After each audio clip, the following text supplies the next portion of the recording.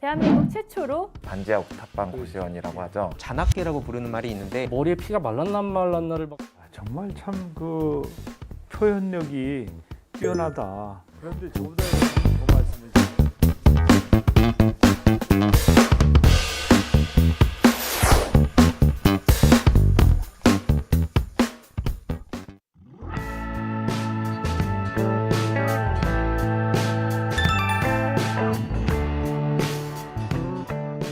지난 9월 역사상 최초로 청년이 직접 참여하는 청년정책조정위원회가 출범하였습니다.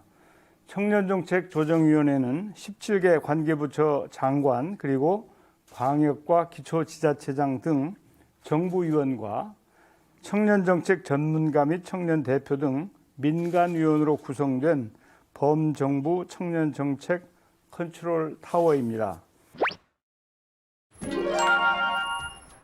저는 이 위원회가 청년을 위한 정책의 시대에서 청년에 의한 정책의 시대를 열어갈 것이라고 확신합니다.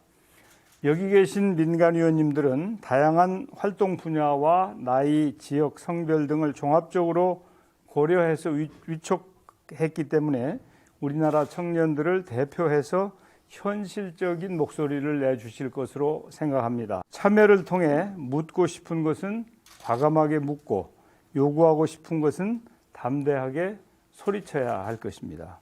청년의 힘으로 청년의 정책을 직접 만들어 가도록 우리 노력해 봅시다. 먼저 청년 정책의 시대적 중요성을 청년기본법에서 말하는 기본 이념을 제대로 그다음에 구체적으로 실행하기 위해서 구현시키기 위해서 대한민국 최초로 내년부터 시행될 기본 계획을 우리가 지금 수립하고 있는 것입니다. 그동안의 청년의 어떤 단면적인 출산을 했는가, 취업했는가, 빈곤한가 이런 측면만 바라봤다면 이제는 청년을 정식으로 호명하고 청년의 삶을 입체적으로 보고 청년의 권리를 보장해 나가자.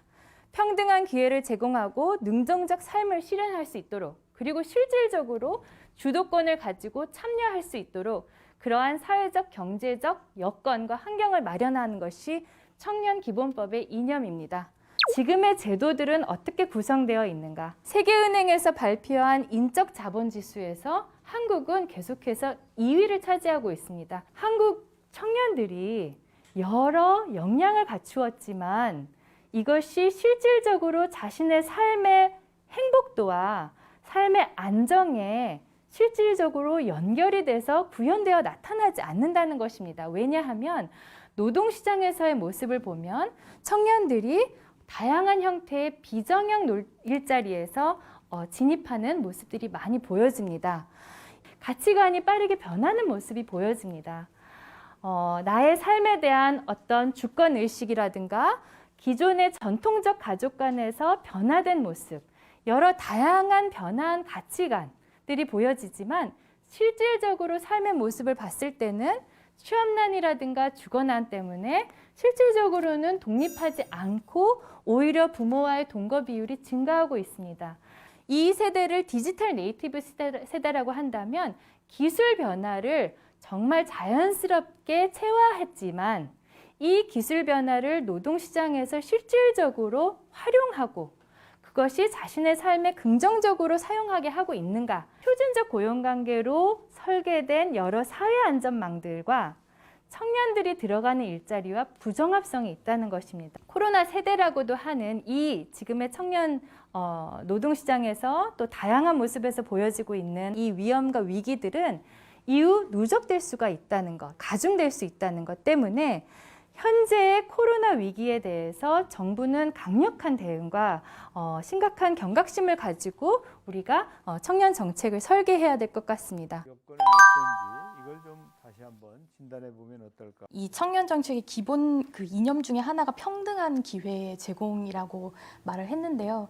근데 평등한 기회 제공이 일원화된 기회를 제공하는 것은 아니라고 생각을 합니다. 다문화 청년, 그다음에 탈북 청년, 미혼모 청년, 보호 종료 청년, 장애 청년 등 굉장히 다양한 집단들이 함께 그 청년 세대 내에 있는데도 불구하고 이분들을 전혀 조명하지 않는 어떤 문제점들이 조금씩 드러나고 있는데요. 보통 이런 다차원적 불평등이라고 좀 이야기를 하는데 이 다차원적 불평등이라는 것이 단순히 경제적인 것뿐만 아니라 사회 자원이라던가 문화적인 격차라던가 이런 것들 다 포괄을 하고 있습니다. 그래서 이 경제적인 격차뿐만 아니라 이 다양한 격차나 불평등을 고려해서 출발선을 최대한 동등하게 맞춰주는 것들이 필요할 것 같습니다. 총리님도 지옥고라는 말은 들어보셨을 것 같은데요. 예. 네, 반지하 옥탑방 그렇죠. 고시원이라고 예. 하죠. 이게 독립을 딱 시작할 때 자산을 모아두지 못하면, 목돈을 모으지 못하면, 혹은 소득이 너무 불안정하면 이런 대부분의 청년분들이 다 지옥고로 갈 수밖에 없습니다. 전국에 이렇게 집이 많은데 그런 데 사는 사람은 없게끔 만들겠다, 이런 의지가 좀 필요하지 않나. 코로나 때문에 조금 더 심각한 사안들이 지금 드러나고 있습니다. 월세를 못 내고 있으면서 보증금이 계속 이렇게 줄어들고 있고, 그리고 내년이면 그게 2년 정도가 되면 이 보증금이 다 없어지는 단계에 이릅니다. 그러면 이분들이 대부분 또다시 지옥고로 가거나 홈리스가 되거나, 심각성을 아직은 안 드러났지만 내년을 대비해야 된다. 특히 요즘 말로 잔악계라고 부르는 말이 있는데, 자본이 낳은 괴물, 한 달에 막 수천만 원씩 돈을 버니까 간장도 끼얹고 여성들 소수자들 혐오도 하고 막 이런 방송을 하는데, 그런 혐오로 돈을 더 많이 벌고, 근데 이런 거에 대해서 문제 제기를 하더라도 그냥 젊은 시절의 그런 일탈이다. 요즘 청소년들한테는 대기업 입사보다 오히려 그런 자극적인 언어를 통해서 돈 많이 벌고 내 채널 갖고 싶다. 이게 요즘에 이 중고등학생 강연을 다니면 꿈이라고 하거든요. 요즘 청소년 청년들이 어떻게 그런 일배라든지 이런 가짜뉴스나 이런 데 빠지는지에 대해서 부모님들, 선생님들도 관심을 가지시고, 이런 단순히 유튜버가 문제다 이런 문제가 아니라 그 커뮤니티와 이런 BJ들, 이런 게 악어 악어새처럼 서로 연결이 돼 있기 때문에 이런 거에 대한 전방위적인 관심이 필요하다 보고요.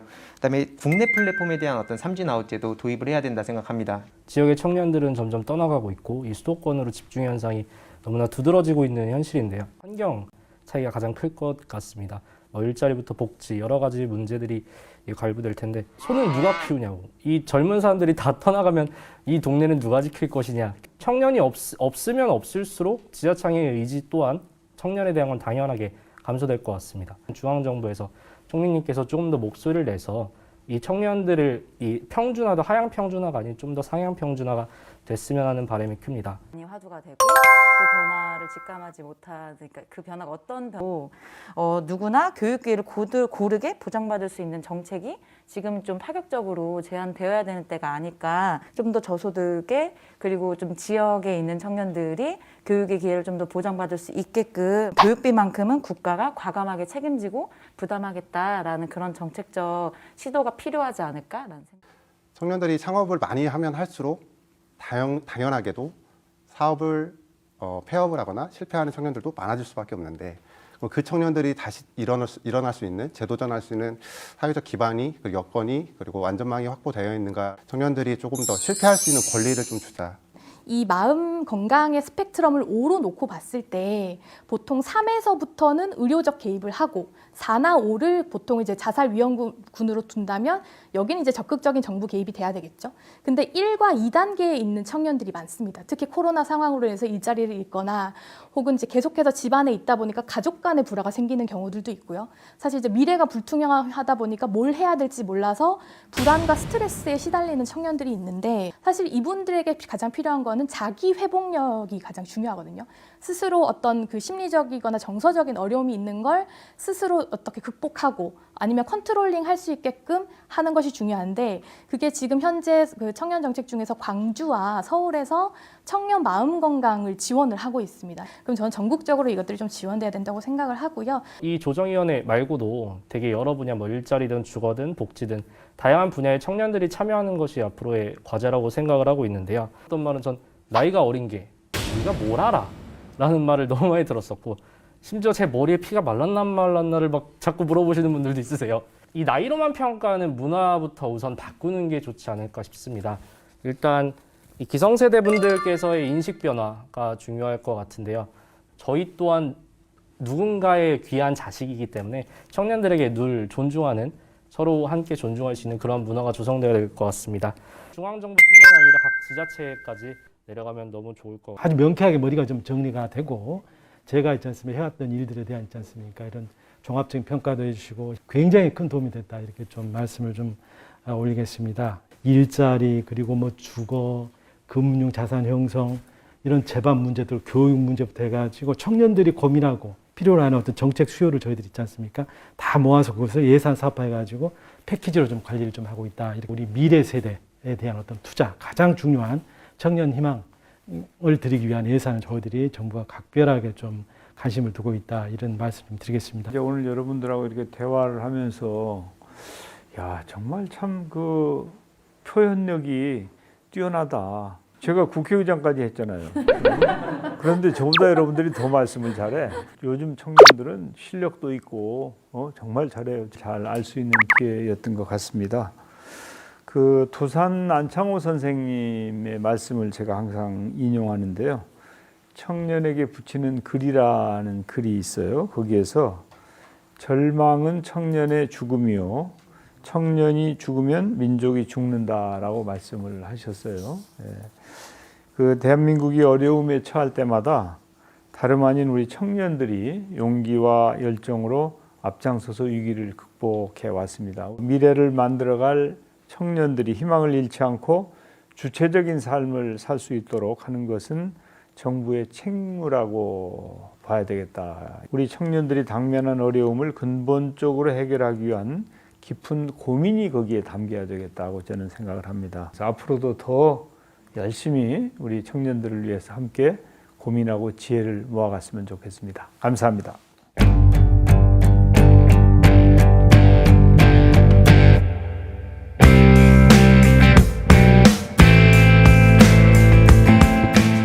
강한 세균, 좋은 세균. 좋은 세균이니까 안심하시기 바랍니다. 좋은 세균 정세균입니다.